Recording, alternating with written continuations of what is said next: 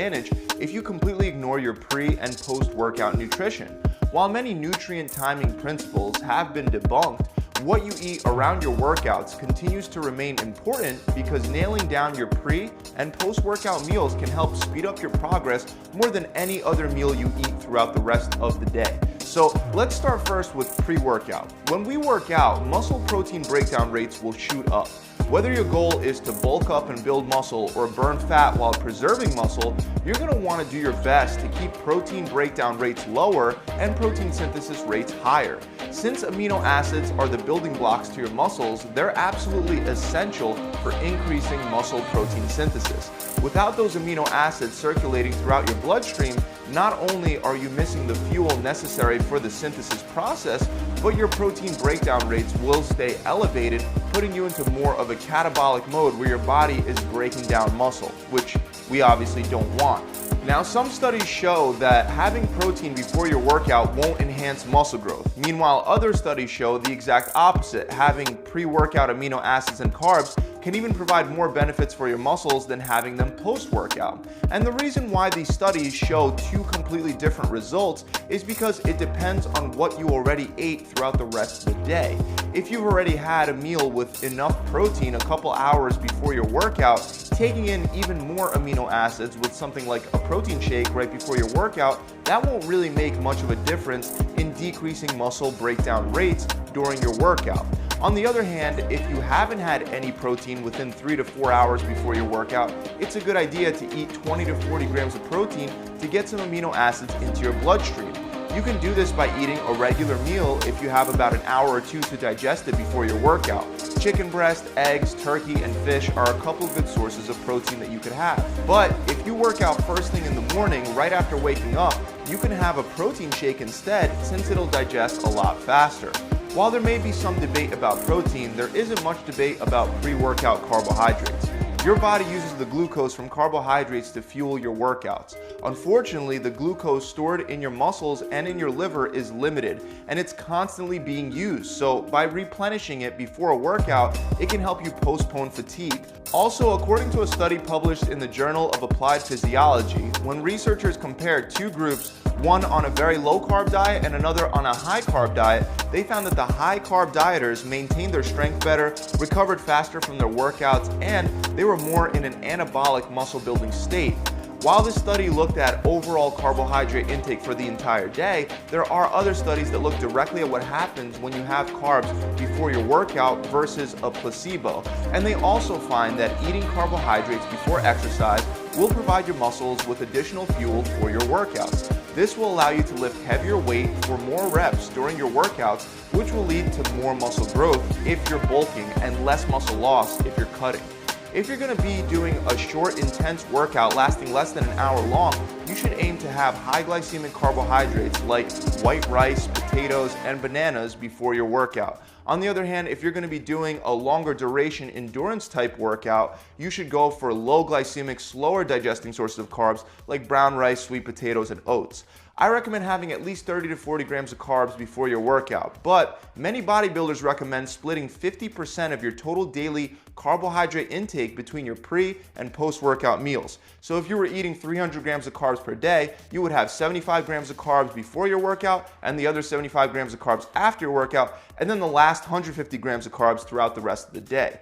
If your main goal is to build muscle or get stronger, this strategy can be particularly useful. If you happen to be on keto and you want to take advantage of having more strength and energy before your workouts, you could do what's called a targeted ketogenic diet, where you would have 20 to 50 grams of carbs before an intense workout. If you're lifting heavy, most of that glycogen will be burnt off during the workout and you'll be getting right back into ketosis afterwards. Eating fats before a workout really won't impact performance one way or the other, so you could eat some fat beforehand, but you shouldn't expect the strength and energy benefits that you would get from eating carbs. Now, what about fasting? Some studies show that fasted workouts can help you burn more fat during the workout, but other studies show that you'll just spend the rest of the day burning a higher percentage of carbs to balance out the fat that you already burnt off during your workout. While it is still debatable if fasted training will help you burn more fat, it's a fact that some people do better while training on an empty stomach, while other people do way worse. If you have no energy during your workouts, unless you eat something beforehand, then you should definitely have a pre-workout meal. On the other hand, if you take a long time to digest your meals and you find yourself feeling nauseous or having acid reflux during your workout, then it may be a better idea for you to work out fasted. Especially since some research shows that exercising while fasted will make your body like a sponge after the workout and increase the post-workout anabolic response to food. Regardless of this, you have to understand that if you exercise on an empty stomach, protein breakdown rates will spike up quite a bit. So if you're trying to burn some fat, you can incorporate fasted training, but if your main goal is to build muscle, you'll be a lot better off with a pre-workout meal. The last thing before we move on to post-workout nutrition is on the topic of pre-workout supplementation. Pre-workouts can be used as a great tool to help you break through strength plateaus, lift more weight, and ultimately build more muscle. But they're a double-edged sword. If you take pre-workouts too often, you'll build up a tolerance, and not only will they not give you a boost in energy during your workouts, but you'll also need to take a pre-workout just to gather the motivation to get into the gym. That's why I only recommend that you take pre-workouts no more than twice a week on the days that you're really planning to lift heavy and work hard. Look for pre-workout supplements that contain caffeine, beta-alanine, and citrulline malate. Out of all of these, caffeine may be the most important since studies show that when men take a caffeine supplement, they're able to bench press and deadlift more than those that take a placebo supplement. Let's now turn our attention over to what to eat after your workout. Once you finish training, the rate of muscle protein breakdown increases.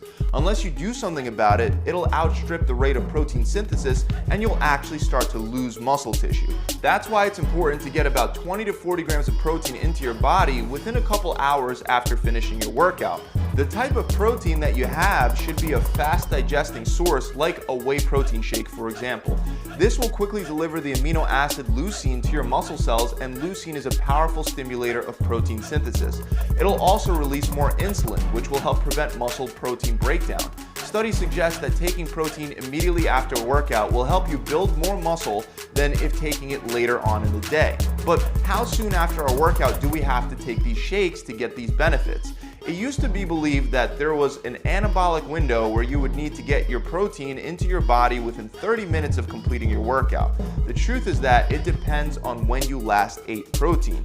If you've had protein within 3 to 4 hours of starting to work out, which you would if you had a pre-workout meal, then the timing of your protein intake after the workout is not as important. As long as you get it within a couple hours, you'll be fine. But if you haven't taken in any protein within that time, your protein synthesis will be lower after your workout. So if you didn't have a pre-workout meal, the sooner you can take down some protein after a workout, the better it'll be for your muscle. For example, if you're training fasted, you want to have that post-workout shake or meal sooner rather than later. Now let's talk about post-workout carbs. For a long time, it's been suggested that post-workout carbs would spike insulin, which would increase protein synthesis. However, protein alone can provide the spike in insulin that you need to increase protein synthesis. This is why you can still build muscle with a targeted ketogenic diet where you wouldn't be having carbs after a workout. But this doesn't change the fact that if you're not following a keto diet, adding carbs will boost this process even more since insulin levels will rise faster and remain elevated for longer. Another reason to take in post-workout carbs is to restore glycogen levels in the muscle cells.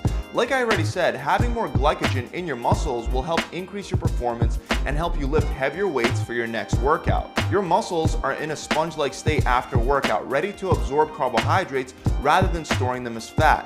This is why some studies recommend having even as high as half a gram of carbs for every pound of body weight after your workout. However, other studies show that your body can just continue slowly refilling the glycogen stores in your muscles with the carbs that you eat throughout the rest of the day. So if you don't want to have the majority of your daily carbs post-workout, then you don't need to have such a high amount of carbs unless you're working out twice a day or something like that. With all that said, to take advantage of the increased insulin response to slow muscle breakdown rates and to promote positive muscle building hormones like growth hormone, I recommend still getting a minimum of around 30 to 50 grams of fast digesting carbs like potatoes, bananas, or white rice after your workout.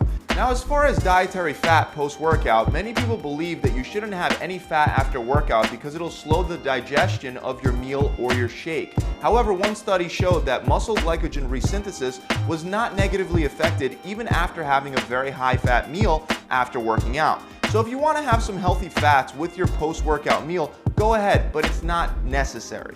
And if you're trying to get nutrients to your muscles faster after workout, it may be a good idea to keep fat intake on the lower end post-workout and instead focus mostly on taking in protein and carbs.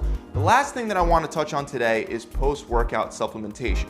We've already gone over how a fast-digesting source of protein like a whey protein shake can benefit you after a workout. But other than some protein powder, the only other supplement that I recommend after a workout is creatine. Creatine supplements